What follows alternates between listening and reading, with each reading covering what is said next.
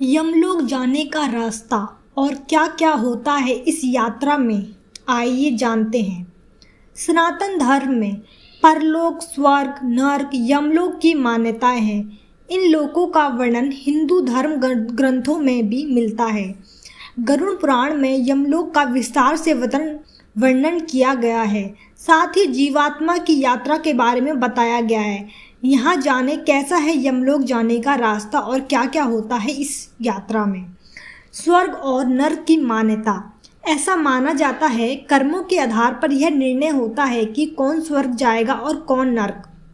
दुनिया में मानव जीवन में रहकर अच्छे कर्म करने वाले लोग स्वर्ग जाते हैं और बुरे कर्म करने वाले लोग, अमानवीय व्यवहार करने वाले लोग नर्क भोगते हैं। ऐसे निकलते हैं मनुष्य के प्राण। गरुड़ पुराण में बताया गया है कि मनुष्य के प्राण भी उसके कर्मों के आधार पर निकलते हैं। यदि व्यक्ति ने अच्छे कर्म किए होते हैं तो उसके प्राण आँख या मुख से निकलते हैं, और यदि वह पाप कर्मी रहा है तो उसके प्राण शरीर के निचले हिस्से से निकलते हैं। ऐसे दिखते हैं यमदूत। गरुड़ पुराण के अनुसार जिस व्यक्ति की मृत्यु होने वाली होती है उसे लेने यमदूत आते हैं। ये यमदूत देखने में बहुत भयानक होते हैं। एकदम काले खुले बाल, क्रोध से भरी लाल आंखें, दांतों से निकलती कटकट की ध्वनि और भयानक मुख। इनके हाथ में पाशदंड होता है जिससे ये जीव आत्मा को बांधते हैं। इतनी दूर है पृथ्वी से यमलोक की दूरी। गरुड़ पुराण के अनुसार पृथ्वी से यमलोक की दूरी 99,000 योजन दूर है। योजन दूरी मापने की एक वैदिक इकाई है। एक योजन करीब 14 किलोमीटर का माना जाता है। एक बार यमलोक ले जाने के बाद यमदूत वापस उस आत्मा को उसके घर लेकर आते हैं। यमराज इसलिए भेजते हैं आत्मा को वापस। यमराज अपने दूतों को आदेश देते हैं कि वह जीवात्मा को वापस उसके घर पृथ्वी लोक पर लेकर जाए। यहाँ आने के बाद जीवात्मा अपने शरीर को मृत पड़ा हुआ देखती है और परिजनों को विलाप करते हुए देखती है। जीवात्मा अपने शरीर में फिर से प्रवेश करने का प्रयास करती है लेकिन असफल रहती है। यमदेव घर परिवार से उसका मोहभंग करने के लिए और नई यात्रा की तैयारी के लिए फिर से धरती पर भेजते हैं। इनको नहीं मिलती पिंडदान से तृप्ति। अच्छे कर्म करने वाले मनुष्य को मृत्यु के बाद उसके परिजनों द्वारा किए गए दान पिंड की प्राप्ति होती है, जिससे तृप्त होकर वह फिर से यमदूतों के साथ यमलोक चला जाता है। लेकिन पापी मनुष्य को इस पिंड दान की प्राप्ति नहीं होती है और वह भूख प्यास से बिलखता और यमदूतों की मार खाता हुआ और तड़पता हुआ यमलोक को वापस जाता है। यम मार्ग में कई भयंकर गांव नजर आते हैं। गरुड़ पुराण में बताया गया है कि मृत्यु के 13वें दिन पिंड से तैयार सूक्ष्म शरीर को लेकर यमदूत यमलोक लेकर आते हैं।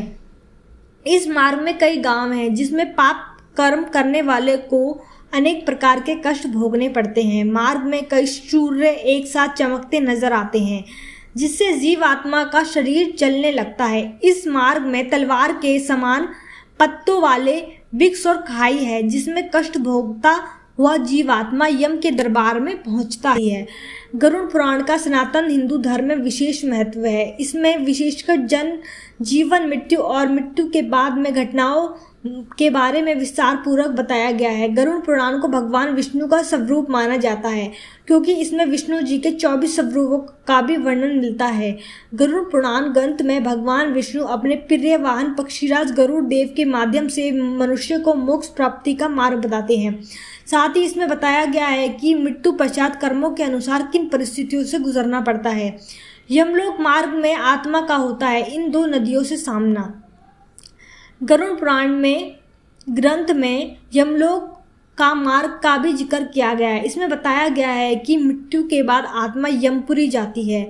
यमपुरी जाने के मार्ग में 2 नदियां वैतरणी और पुरुषोदकता नदी पड़ती है, जिसमें वैतरणी नदी बहुत ही खतरनाक होती है, जिसे पार करने में पापी आत्मा को अंतत पीड़ा सहन करनी पड़ती है। यमलोक के मार्ग में पड़ने वाली वैतरणी नदी बहुत ही भयानक होती है। गरुड़ पुराण के अनुसार इस नदी में खून और मवाद बहते हैं जिसे पापी आत्मा को पार करना होता है। जो व्यक्ति अच्छे कर्म करते या फिर परिजन का विधि पूर्वक कर्म कांड करते हैं वे आत्मा इस नदी को आसानी से पार कर लेती है, लेकिन पापी आत्मा को देखकर यह नदी और भी उग्र हो जाती है। ऐसे लोग जो अपने परिजन का विधिवत कर्म कांड नहीं करते, उन्हें इस नदी को पार करने के लिए बहुत संघर्ष करना पड़ता है।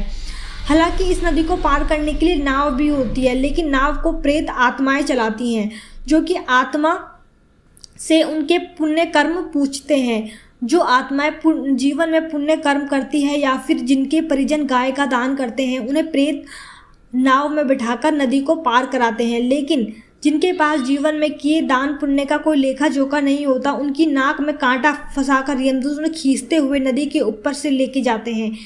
यही कारण है कि हिंदू धर्म शास्त्रों में गाय का दान और पुण्य कर्म के महत्व के बारे में बताया गया है। पुष्पोदका नदी में विश्राम करती हैं आत्माएं। गरुड़ पुराण में बताया गया है कि यमपुरी के मार्ग में पुष्पोदका नदी भी मिलती है। इस नदी को पार कर ऐसी आत्माएं यमलोक पहुंचती है जो अपने मृत परिजनों का पिंडदान करते हैं और जीवन में अच्छे कर्म करते हैं। इस नदी का जल बहुत ही निर्मल होता है और यहाँ आत्माएं विश्राम करती है। इसके बाद यमपुरी पहुंचती है।